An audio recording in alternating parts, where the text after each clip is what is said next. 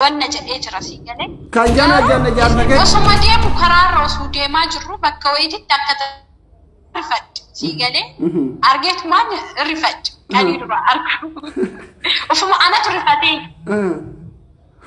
deemsa isaa jaalladhe yaani waan biraa kan jaalladhe jechuun namni deemsa isaa jaalladhe yaani akkaataa inni deemu jechuudha bakka achumaan millee bifa kiyyaadha Tapi ini akan terfikir imbe putre. Dah imbe. Inta gahameli. Jatya kana aja cohin gahameli. Isi tak uki jambe putre.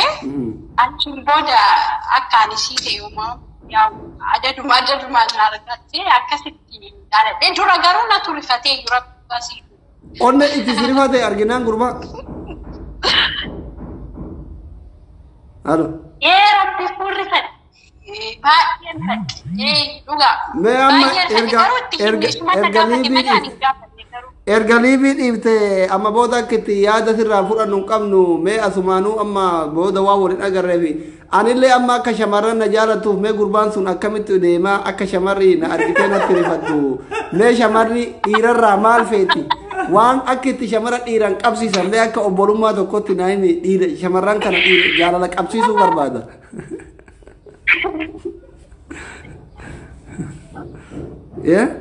Shamara akka argitee illee jaalatin asli shamara jaalachuu miinak jaalachuu Fatiha tokkoffaa dhageeffadhuma Fatiha jaalachuun barbaadu jaalala qabsiisuu barbaada argite jaalala qabsiisuu barbaada mee shamarri dhiira akkamii yoo argite rifatti fakkeenyaaf amma ati mucaasan argite itti rifatte onnen si rifatte mee shamarri dhiira akkamii yoo argite rifattee jaalalli qaba akkas shamara kana jaalalaan galabbaxuu barbaada sakkartiite akka yoo argite dhaabbatteetuma dhaabbataa kuftu barbaada shamarri guutuun isii.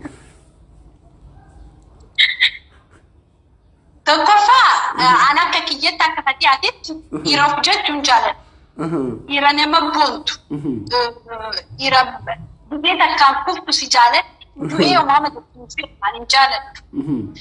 Dhiira boontu hin jaalladha. Lammaffaa immoo dhiira ilkaan keessa bareedu hin jaalladha. Ilkaan isaa seeraan dhiqa. Irra caalaa jechuudha. Kanneen malamaan. Okay, bareda. Amma anillee akkasitti bakka akka kanaan tooftaa kanaan shamarran jaalalaan galabbatanii jechuudha.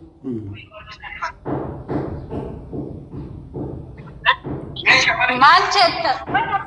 Hayyee dhumarratti waan dhaamtan yoo jiraate dhumarratti nama biraatti irraa yaada fuuna adde Fatihaa sabboontu.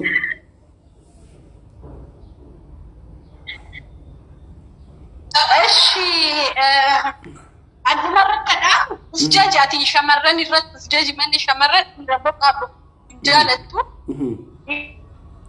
yeroo jaaju jaalattu itti boonu barbaadu yeroo laaltu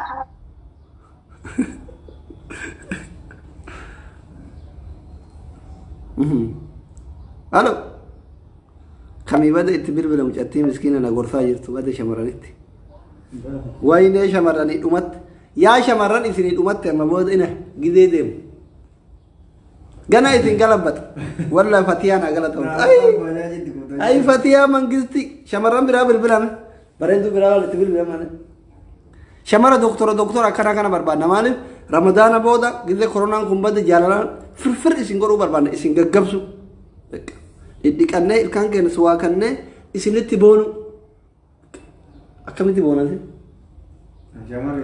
إذا كان في جنة أبني شمرة اتبون يا حبيبتي يا مار بلوتي لوكوتي سيدو سيكا إذا إذن كان بيتا إذن اتبونو بيتا وين I'm so sorry أقعد آدتي فتيتي أسو دولة مي وقامي أبيك وقاجا قودو إذن لابي رأيتون سلايونا ميك أجالا لانقلبت وين فتيا وقاكو مجرات لغا ربي Duguma rabbiitti ijoolleen dhiiraa moo qabadha waan Fatihaan jette kan miseenjaraan dhayxanii ittiin booyina waasaappiin dhayxanii ittiin booyina argitee itti boonaa jetteeraan itti boonnan ufumaan galabbatan Fatihaan bareedduun tun jaalalaan galabbatamte jechuun dhiisi kata bira fungaan kunniin gurraachi kunniin hin gaggabaayyuu hin du'aayyu itti boona an amma yeroo ammaa kanarraa eegalee takkittiin ta'e isin bira ga'e salaama yoo isin nagaa fatan akkati isinitti boona.